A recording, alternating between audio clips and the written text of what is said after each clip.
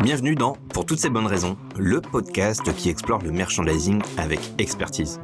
Vous vous êtes déjà demandé comment le merchandising peut devenir un véritable levier de performance pour votre marque, vos produits, votre point de vente ? Ici, je vous propose de répondre à toutes ces questions à travers un espace de partage et d'apprentissage où mon expertise et celle de mes invités viennent enrichir votre pratique quotidienne. Je suis Adrien Bernard, ancien directeur merchandising et fondateur d'AB Merchandising. Ensemble, nous allons décrypter les tendances, stratégies et les outils qui permettent de créer des linéaires performants et des expériences clients réussies.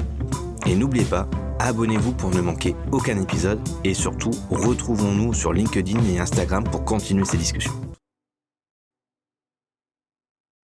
Bonjour, j'espère que vous allez bien et que le business est au rendez-vous. Aujourd'hui, j'ai le plaisir d'accueillir dans l'épisode Marie Beck, enseignant-chercheur à l'université de l'IAE de Lille et qui fait partie du laboratoire de recherche Lumen. Donc Marie, elle focalise, en tout cas, elle réalise des recherches sur le comportement du consommateur. Et elle a travaillé sur des sujets, notamment sur ce qui touche à la réalité augmentée et la nouveauté informationnelle. Et ce qui m'a intéressé dans ces derniers travaux, c'est que elle a travaillé aussi sur des aspects psychologiques du consommateur par le biais du concept de curiosité. Et donc ensemble, dans cet épisode, on va décrypter avec Marie comment on peut utiliser la curiosité pour améliorer, changer son merchandising, concevoir du design de point de vente et puis également pour faire vivre la marque à travers ce concept. Très bon épisode à tous. Ouais, du coup, c'est ton premier podcast, Marie. Ouais, premier. Bah, j'ai déjà fait des vidéos FNEJ, mais là en podcast, ouais, c'est mon premier. Bah, c'est bien, j'aime bien, j'apprends, je renouvelle mes Bah, expériences. il faut sortir de sa zone de confort. Ouais, c'est exactement ça. Ouais, puis je pense que ça touche un autre public aussi, tu vois, c'est pas mal de, Mm. voilà, de valoriser ce qu'on fait auprès d'un autre public, quoi. Donc c'est chouette. Ouais. Mais même Mm. pour tes étudiants, je pense que c'est sympa. Enfin, ça va les changer aussi. Ouais. Voilà. Même s'ils écoutent de manière assidue pendant les cours, au moins ils Sans peuvent aller aucun, plus loin pendant. sans aucun doute. Et du coup, ouais, je vais aussi en profiter pour. Voilà, on a lancé l'enregistrement, mais dire aussi qu'on se connaît depuis quand même quelques années, puisqu'on était étudiants ensemble. À l'époque, c'était l'IMD à Roubaix. Mm. Voilà, on était ensemble dans la même promo. Voilà. Ouais. Et Et je après, sais, je sais. ouais. Ouais, et après, je suis parti à l'IAE, mais à l'époque, je sais plus lequel de nous deux était major de promo. Là, j'ai un petit doute quand même. J'ai un- Vraiment, t'as un doute? ouais, j'ai un doute. Bon, si j'étais pas numéro 1, j'étais peut-être dans le top 3, hein, facile. Hein, On se tirait dans les pattes. Ouais, non, je pense que j'étais un peu. J'étais plutôt dans le fond de la classe. Ouais, c'est pas le classement qui fait. Regarde, que tu deviens aujourd'hui, c'est brillant, hein. Je sais pas ce que deviennent Ah. les autres, mais Eh ben écoute, ça se trouve, ça va être l'occasion d'avoir un peu de news de ceux qui étaient dans notre promo. Voilà. mmh, Ça peut-être. sera l'occasion. Franchement, vu ma mémoire, j'ai des doutes, mais peut-être toi, tu en as. Bon, en tout cas, on a un très beau sujet à décortiquer et à échanger ensemble. Et en tout cas, on a travaillé 3 grandes parties, voilà, dans cet épisode, 3 thématiques, j'ai envie de dire. Le premier, en tout cas, c'est une première partie pour revenir sur le contexte et le concept de l'étude que tu as travaillé et que tu vas nous présenter. Voilà. Une deuxième partie, on va rentrer peut-être un petit peu plus dans le moteur, en tout cas sur les éléments déclencheurs et les éléments associés à cette notion de curiosité du consommateur. Et puis on terminera sur une dernière partie pour voir justement comment ça se transforme de manière plus concrète, mais surtout de voir l'impact sur le business et comment aussi ça peut se traduire en point de vente. Voilà, on voit en tout cas ce qu'on a préparé ensemble. Bah, comment tu aimerais finalement que je te présente? Voilà, tout simplement. Alors excellente question, merci. J'aimerais bien en fait, pour relier au sujet, que tu me présentes comme, une personne qui est curieuse. Curieuse de comprendre, comprendre quoi? Bah, comment en tant qu'individu, en tant que consommateur, on prend des décisions, on agit au quotidien. Alors dans la consommation, mais dans tous aussi les actes de la vie, quotidienne. Donc, j'aimerais que tu me présentes comme une personne curieuse. Alors pour être un petit peu plus pragmatique, tu peux me présenter comme, une enseignante-chercheuse, en marketing, à l'IAE Lille, qui travaille principalement sur, le comportement du consommateur, alors avec un focus très fort sur la curiosité des individus, donc une part très psycho. Sur aussi, l'attention, les nouvelles expériences digitales, hein, j'ai travaillé pas mal sur la réalité augmentée et les outils immersifs de manière générale. Et pour la partie enseignant, j'enseigne le marketing fondamental, les méthodes d'études et d'analyse quantitative aussi. Voilà. Alors, bon, je sais pas si tout le monde l'a en tête, mais l'IAE de Lille, en tout cas, c'est aussi un gros pôle de recherche sur le marketing en général, hein, c'est ça? Ouais, complètement. En fait, on a deux équipes de recherche. On a une équipe qui est vraiment basée sur, le marketing transformatif et la distribution. Donc là, ça va être tout ce qui va être innovation, technologique et comment ça transforme, les processus d'achat. On va avoir, des choses sur, les réponses aux avis clients.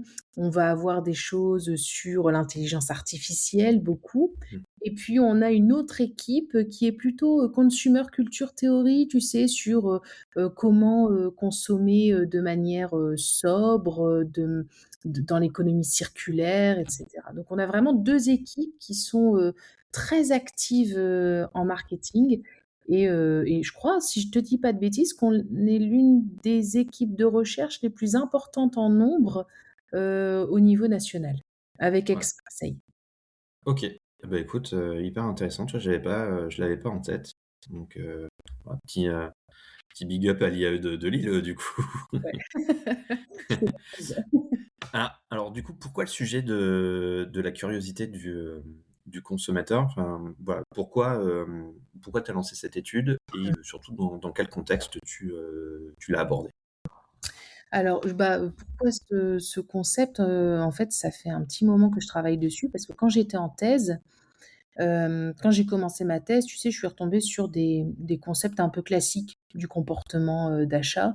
Donc, l'intention d'achat, les émotions, le risque perçu et puis à un moment donné, j'ai fait une étude qualitative, donc je travaillais sur la réalité augmentée et puis, j'ai vu beaucoup ce terme de: «Ah, ça m'intéresse, oh je suis curieux, oh j'ai envie d'en savoir plus». Beaucoup de verbatim, tu sais, qui tournaient autour de la curiosité, qui sont revenus. Donc j'ai commencé à lire un petit peu, des articles académiques sur le sujet et puis j'ai vu qu'on avait un concept qui était particulièrement étudié en psychologie. Donc j'ai commencé à m'intéresser beaucoup à la psychologie, psychologie du consommateur spécifiquement et puis au fur et à mesure des années, j'ai engrangé pas mal de lectures et puis j'ai décidé à un moment donné de faire comment? Une synthèse finalement de tout ce que j'avais lu pour, moi-même aussi mieux comprendre ce que j'ai étudié parce que j'en étais arrivée à un point où les uns disaient A, les autres disaient B et ça devenait compliqué pour moi aussi de me positionner. Donc j'ai fait une espèce de synthèse de ce que j'avais lu et c'est de ça qu'on va parler aujourd'hui. OK, et du coup, en termes de méthodologie, comment tu l'as enfin, c'était quoi les grandes étapes? Comment tu as abordé le sujet? Alors il y avait 2 grandes étapes. La première étape, c'était de se dire à un moment donné: «J'ai tellement, lu, j'ai tellement vu des choses qu'il faut que je reprenne tout à zéro». Donc j'ai fait ce qu'on appelle une bibliométrie. Alors c'était tout nouveau pour moi, à l'époque.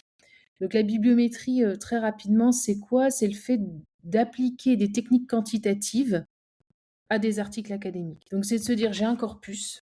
Ici, c'était un corpus de 3 458 articles, OK, 8 333 auteurs, tu vois? OK. Et de se dire: «Qu'est-ce que je sais finalement?» En termes quantitatifs. Donc en fait, ce qu'on fait, c'est qu'on utilise les métadonnées. Donc les métadonnées, c'est les dates de publication, les auteurs, les pays de publication, les universités et ça va nous permettre de comprendre un peu mieux les dynamiques de recherche et les principaux axes de recherche. Donc moi, ça m'a permis, par exemple, de me dire: «OK, j'ai, beaucoup de recherches en RH, beaucoup de recherches en psycho et beaucoup de recherches en sciences de l'éducation». Et puis ça m'a permis aussi de me dire: «Bah, en fait, j'ai un axe de recherche plutôt sur, les antécédents de la curiosité, un axe plutôt sur, les effets, mais vraiment là, en ressources humaines», tu vois? Et puis un Mmh. axe sur la mesure de la curiosité, comment on la mesure de manière générale. Et en fait, ça te permet d'avoir une espèce de maillage, d'organigramme de tout ce qui s'est dit. Donc ça, c'était la première étape et une fois que tu as ça, en fait, à partir de la bibliométrie, tu peux avoir un espèce de top 10 ou top 20, tu vois, des articles les plus cités. Alors pas forcément les meilleurs, mais des Mmh. plus cités, donc les plus dominants. Donc en fait, ce que j'ai fait, c'est que j'ai relu ces 20 articles-là et ça m'a permis derrière de faire la bibliographie. Cette bibliographie, c'est, une revue de littérature classique, tu vois? Tu te réappropries tous les éléments et puis là, à partir de ce corpus-là, tu vas dégager les consensus, les contradictions et les zones d'ombre. Donc vraiment, il y D'accord. a eu ces 2 étapes, la bibliométrie plutôt aspect quanti, tu vois? Pour, vraiment débroussailler le terrain et la bibliographie pour aller vraiment, dans une analyse plus qualitative, plus profonde du concept. OK. Et donc, le sujet là qui nous réunit, c'est la curiosité du consommateur. Moi, je le trouve hyper intéressant parce que c'est vrai, hein, souvent on se dit, pour refaire des magasins comme, lieu de vie, il faut, lui donner des points d'intérêt et cetera. Mais finalement, concrètement, comment toi tu le redéfinirais? Enfin, ça serait quoi finalement ta définition du concept de curiosité et ce qu'on y met dedans? Bah, ça a été vraiment un challenge, hein, quand j'ai fait cet article-là. Alors comment on le définit? C'est un concept qui est vraiment pluriel. Ça veut dire qu'en fonction des disciplines, tu as des paradigmes qui sont différents. Donc finalement, tu as plusieurs oppositions. Tu as une 1re opposition en fonction du type de curiosité. Est-ce qu'on est sur de la curiosité interpersonnelle? Tu vois, je suis curieuse de savoir ce que toi, tu vas faire dans l'après-midi, par exemple. Ou est-ce que c'est une curiosité interne du type, introspection, tiens, comment moi je réagirais si j'étais dans cette, situation? Et puis une curiosité, qu'on dit spécifique, tu vois? Il y a un élément dans ton environnement qui va changer, hop, ça va t'intéresser. Nous, on se base vraiment sur cette curiosité-là, la curiosité spécifique, hein, dans le commerce. Donc ça, c'était une première spécification, tu vois, définition et puis ensuite, bah, on a vu qu'il y avait 3 parts. Donc il y en avait une part qui est cognitive, très réflexive de la curiosité, je vais chercher à en savoir plus. Une part très affective, il y a une espèce de challenge, hein, d'envie de savoir et puis une part, conative qu'on relie elle, donc au comportement et à la motivation, tu vois? Le fait d'agir, d'aller par exemple explorer un packaging. Je le prends en main, je regarde un petit peu quelle texture, je le retourne pour voir les infos et cetera. Donc finalement, je le définis moi aujourd'hui comme un concept qui est vraiment, basé à la fois sur du cognitif, de l'affectif et de la motivation et qui est, pour le coup spécifique ici à une situation. Donc c'est à la fois, on va dire, une façon de qualifier le comportement du consommateur, mais ça peut être aussi une émotion ressentie et un appel à l'action, un déclencheur. Enfin Ouais, je exactement. ouais, OK. Ouais. Par exemple, quand, tu parles d'émotions, déclencheurs, en fait, c'est, dans la littérature, la curiosité, elle est, je te le mets entre guillemets, hein, mais on la qualifie comme un état affectif qui est induit par le mystère, tu vois? Ou aussi comme une passion, comme une pulsion. Donc tu as vraiment tout un langage très affectif qui est lié à la curiosité, mais tu as aussi d'autres auteurs qui te disent, encore une fois entre guillemets, bah, la curiosité, c'est un appétit pour le savoir, c'est une soif de connaissance et là, c'est plutôt de la cognition. Donc tu vois, tu as vraiment ces 2 parts-là qui s'entremêlent et puis après tu as la part, motivationnelle, hein, elle est qualifiée quand même de drive, hein, c'est-à-dire quelque chose qui te conduit à. D'accord. Donc ça ouais et hem et tu as réussi à mettre le doigt sur un peu le je sais pas comment on va appeler ça, mais le moment de bascule? Enfin, il y a peut-être un autre terme, tu nous diras, mais du moment où finalement tu es juste en découverte à tac, j'explore un peu plus ou tu vas peut-être capter et tu m'emmènes un peu plus loin, dans, la curiosité. Je sais pas s'il y a un terme, derrière tout ça, en fait. Elle est hyper intéressante ta question parce qu'en fait, ce qu'on voit dans la curiosité, c'est que c'est pas linéaire. C'est-à-dire que c'est pas plus tu vas mettre des choses en place, plus tu vas avoir de curiosité. C'est, ça va monter tout doucement, ça va arriver à un point culminant et à un moment donné, tu vas trop vouloir la susciter et tu vas faire fuir. Donc il y a ce point de bascule là, comme tu dis là et l'idée aujourd'hui, c'est de se dire: «OK, il est où ce point de bascule?» Bah, en fait, c'est là que le bât blesse et c'est là qu'il faut continuer les recherches, parce qu'on n'a pas encore de réponse à la question. Pourquoi? Parce qu'en fait, ça va dépendre de l'individu, tu vois? Chaque individu va répondre de manière différente et chaque individu va se comporter, différemment. Tu vois, tu vas avoir des variables comme, l'implication dans la catégorie de produits. C'est-à-dire moi, si tu me proposes, un élément curiositif sur les sacs Hermès, ouais, je vais peut-être monter plus vite et arriver très, très vite au point, tu vois, par rapport à toi. Alors que, si, tu proposes à mon mari, par exemple un curiositif sur les voitures, électriques, bim, il va arriver très vite au point culminant. Donc tu vois, ça dépend vraiment des individus, mais aussi, de leur implication dans la catégorie de produits. Donc ça, c'est encore quelque chose d'assez complexe. On essaie de le comprendre encore aujourd'hui, mais ce point de bascule existe, c'est évident. Maintenant, où est-ce qu'il se place? Ça dépend de l'individu, ça dépend du produit et ça dépend de la situation. Ouais, il y a tellement de variables que finalement tu as du mal à vraiment Ouais. tout border et tu penses que, un retailer, dans son magasin, à un moment donné, même s'il veut bien faire les choses, mais tu as réussi à mettre le doigt sur des facteurs qui viennent, au contraire, complètement te tuer la curiosité, mais sans le faire exprès? C'est quoi? C'est trop d'informations peut-être? Ouais, c'est exactement ça. C'est quand tu vas trop loin. Donc, tu vois, quand on regarde, on en parlera sûrement après, mais quand on regarde un petit peu les déclencheurs de la curiosité, en fait, tu en as 3 principaux. Tu as la nouveauté, la complexité et ce qu'on appelle le gap informationnel. Bah, en fait, si tu vas trop loin sur l'un de ces facteurs-là ou les 3 facteurs, c'est tout, tu tues la curiosité, tu vois? En fait, il faut savoir doser. Il faut savoir doser, la nouveauté, il faut savoir doser la complexité, il faut savoir doser, le manque en information. S'il manque trop d'infos, tu vas faire fuir le consommateur. Donc vraiment là, j'ai envie de dire le poison, c'est la dose, quoi. Il faut donner un peu d'éléments, un peu de nouveauté, un peu de complexité, mais pas trop. OK. Ouais et puis du coup aussi, j'imagine le raccrocher à ton schéma de vente. S'il y a vraiment de la vente assistée, tu vas peut-être doser un petit peu plus pour, justement, finir et closer la vente avec ton vendeur. Mmh. Ou à l'inverse, si tu es qu'en libre service, tu peux te permettre d'aller un petit peu plus loin et de laisser de l'autonomie, j'imagine, aux shoppers. Ouais, ouais, ouais, tout à fait, exactement. Et bah, du coup, je veux bien que tu nous en dises un peu plus là sur les éléments de déclencheur. Je connaissais pas cette notion de gap, informationnel. Heu, voilà, donc c'est quoi ces fameux déclencheurs? Et puis, bah, finalement, qu'est-ce qui fait que tu vas tu vas me rendre curieux ou pas, quoi? Donc il y a trois déclencheurs majeurs, hein. Il y a la complexité, c'est rendre quelque chose d'un peu complexe, mais pas trop, heu, pour que l'individu ait envie d'en savoir plus, tu vois? Par exemple, quand je suis en cours, bah, des fois, je fais exprès d'utiliser des mots compliqués, justement pour que les étudiants, soient surpris et puis engager leur curiosité. Parce que si tu leur dis des mots connus, par exemple, aujourd'hui, si tu leur parles d'intelligence artificielle: «Ouais, je connais, c'est bon». Alors que si tu utilises des mots, techniques, tu vois, ils vont plus être intéressés. Donc il y a cette notion de complexité. Alors il ne faut pas aller trop loin, hein, c'est ce qu'on disait, mais cette complexité-là va, entraîner de la curiosité. Honnêtement, elle est pas beaucoup utilisée dans le commerce, parce que dans le commerce, ce qu'on veut, c'est rendre les choses faciles et fluides. Donc c'est D'accord. pas l'essentiel, c'est pas l'antécédent essentiel, dans le commerce.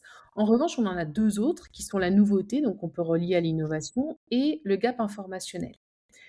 L'idée ici, c'est que la curiosité, elle va, souvent naître de quelque chose qui va casser nos habitudes, quelque chose qui va être nouveau, surprenant. Par exemple, une mise en scène un peu inhabituelle ou simplement, une information incomplète, tu vois? Par exemple, tu un texte à trous, ça suscite la curiosité, tu vois? Quand tu as des D'accord. publicités où tu as des lettres qui sont inversées ou des lettres manquantes, tu vas capter plus l'attention des individus.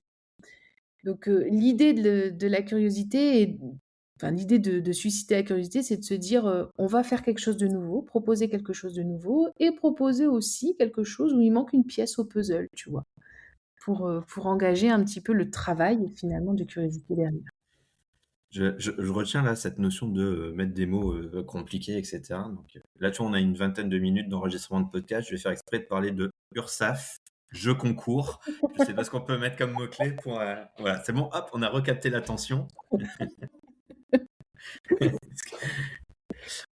OK, donc ouais, vraiment aller chercher, ouais, mettre de l'aspérité, casser les habitudes, OK et ce côté manque, OK. Mmh. Attends, je te coupe un instant, Adrien. Toi qui écoutes, ton magasin, il est aux normes énergétiques aujourd'hui? Ou toi aussi tu repousses ce sujet jusqu'au moment où ça devient urgent? Entre le décret tertiaire, les coûts qui explosent et les obligations qui arrivent, beaucoup d'enseignes subissent au lieu d'anticiper. Et ça, c'est un angle qu'on oublie souvent quand on parle merchandising. Parce qu'avant de vendre mieux, encore faut-il un magasin qui fonctionne. C'est exactement là que Modio intervient. Ils accompagnent les projets de transformation, de rénovation et de mise aux normes, de la réflexion jusqu'à la réalisation. Bref, ils transforment un sujet complexe en un plan d'action concret. Pour toutes ces bonnes raisons, on les recommande. Et donc tout ce qui est tu vois, je me souviens il y a quelques années, on était aussi un peu en réflexion sur, des expériences un peu plus immersives, je me souviens il y a 5-6 ans, on était aussi en réflexion de se dire: «Tiens, comment on peut faire un peu comment de projection sur, comment du 3D, des choses, immersives». Tu penses que toi enfin, je pense que ça marche ou alors c'est justement trop, disruptif et c'est trop expérientiel? Bah, en fait, ça fonctionne, mais ça dépend sur quel public. Tu vois, si tu as un public, alors c'est très caricatural ce que je vais dire, mais ça a été montré dans la littérature. Si tu as un public qui est assez âgé, pas très impliqué dans les nouvelles tech, tu vas pas les accrocher, en fait. C'est trop loin, finalement, de ce qu'ils savent et ce qu'ils veulent faire.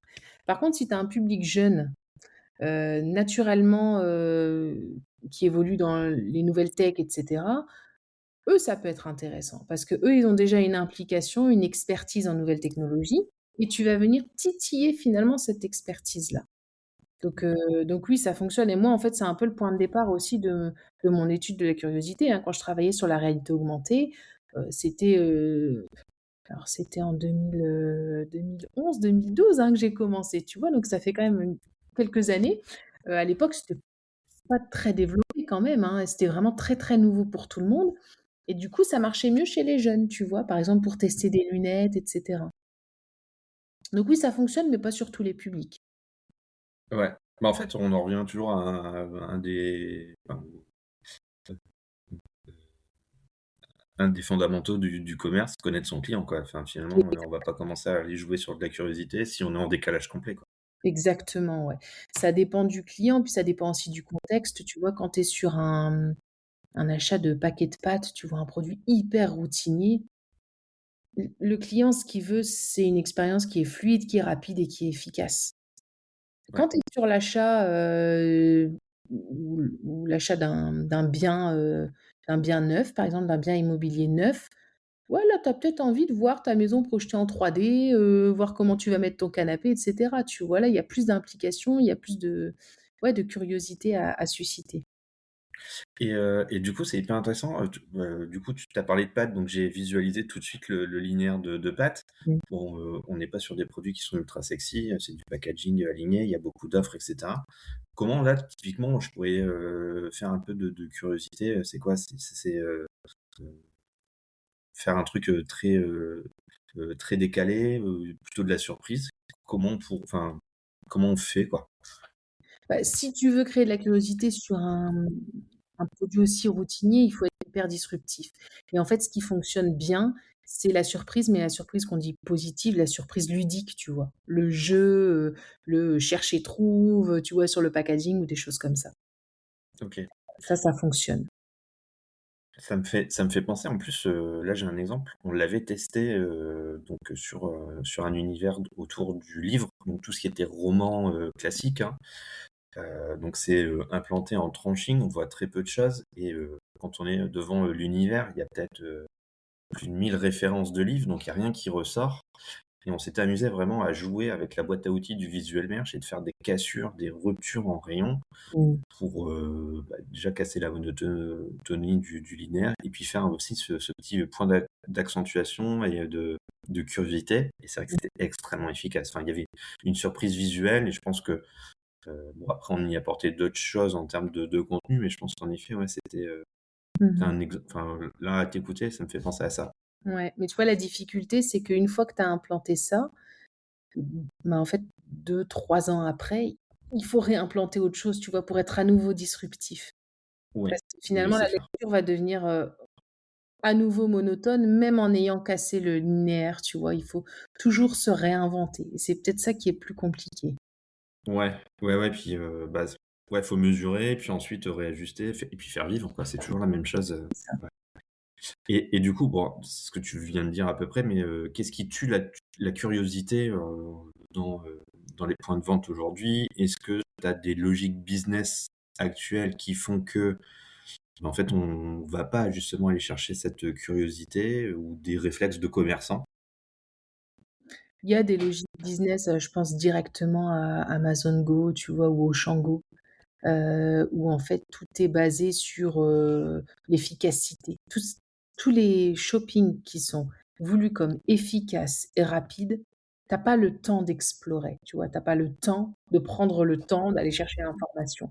Donc tout ça, ça vient casser la curiosité directement. L'objectif, c'est, le gain de temps et c'est l'efficacité. Tout ce qui est, par exemple, drive aussi, en fait, c'est basé sur le même principe de gain de temps, efficacité, donc il y a pas de volonté précise d'aller développer de la curiosité dans ce cas-là. Donc ça tue cette dynamique d'exploration, tu vois? OK. Et est-ce que tu as mis aussi le doigt sur, bah, tout ce qui était pollution visuelle ou, surcharge, d'informations? Ça, Mmh. j'imagine, ça doit aussi un peu jouer sur aussi le temps et la volonté d'être curieux?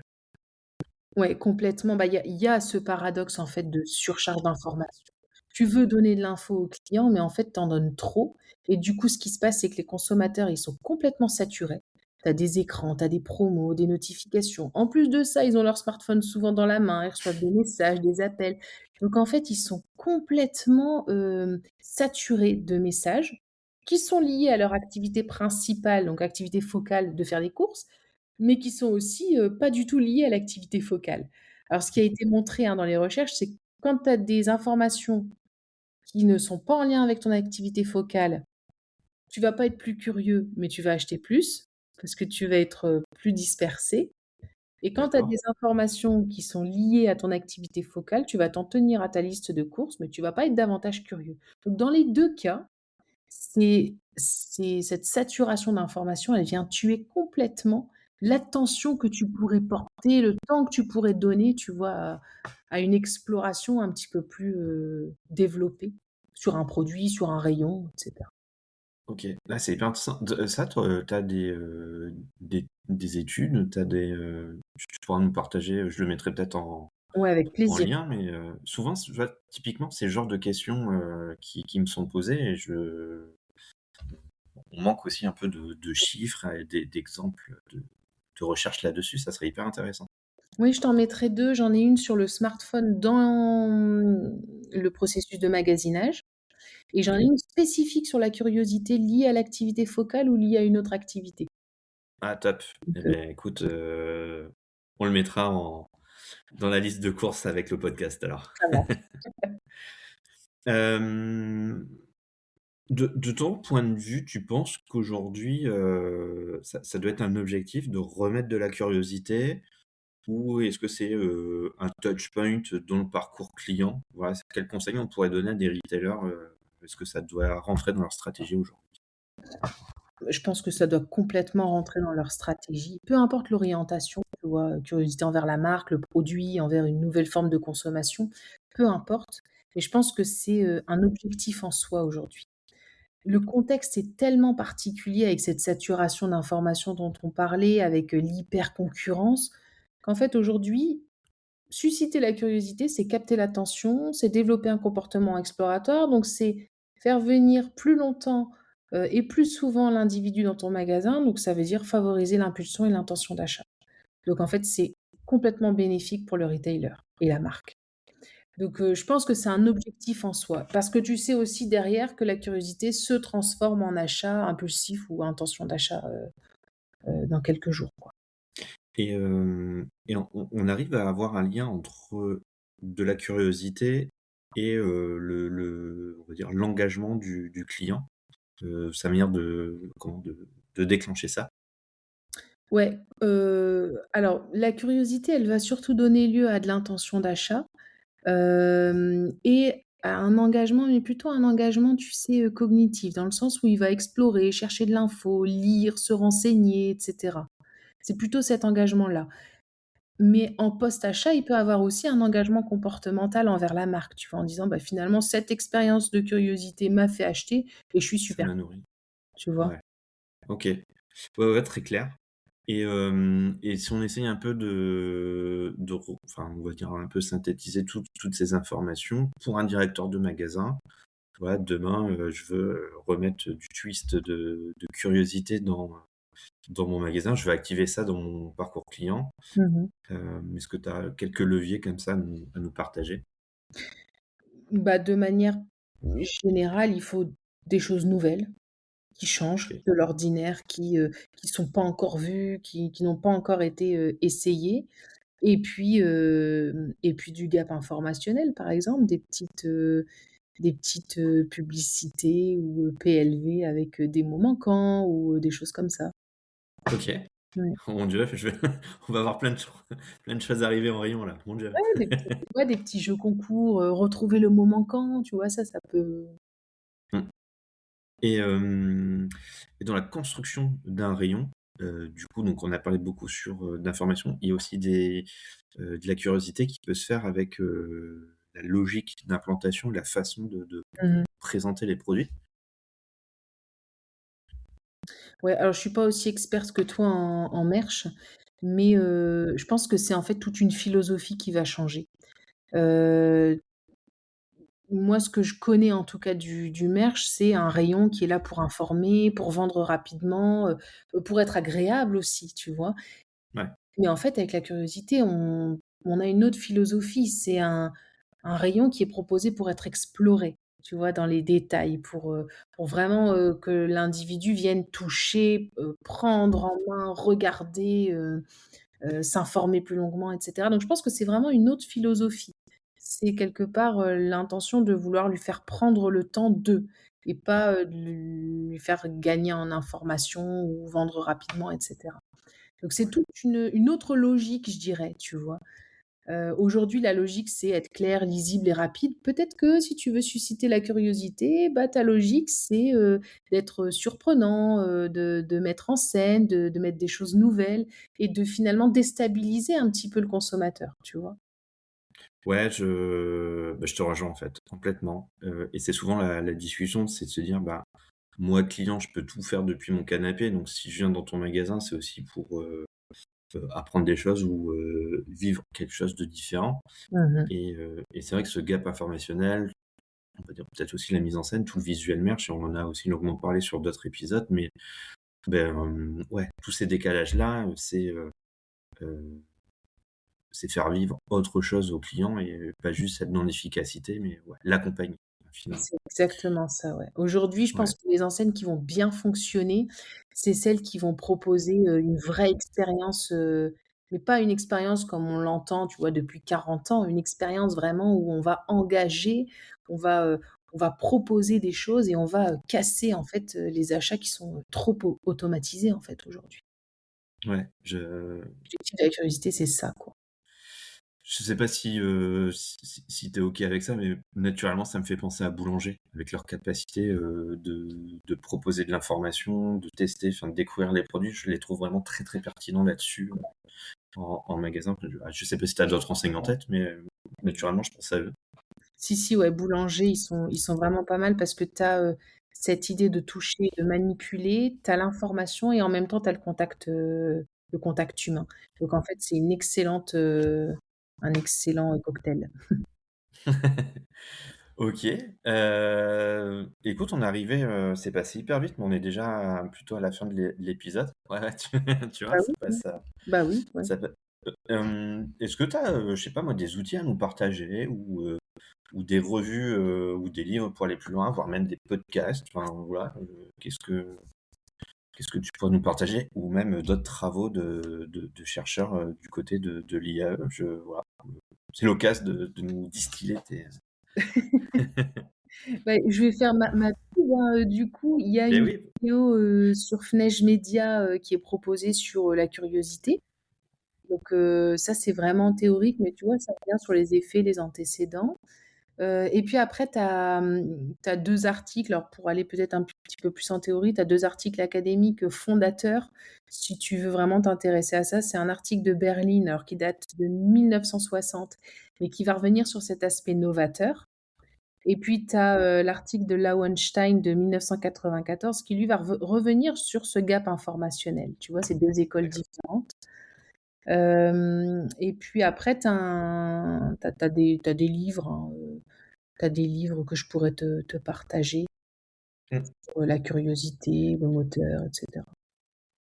Et du coup, là, tu travailles sur quel sujet? Tu es toujours sur la curiosité ou il y a Ouais, d'autres alors là, je notions? prends un petit peu, tu sais, le contre-pied en ce moment parce que je m'intéresse toujours à la curiosité, donc je développe un projet aussi, financé sur, comment utiliser la curiosité dans le développement de la sobriété.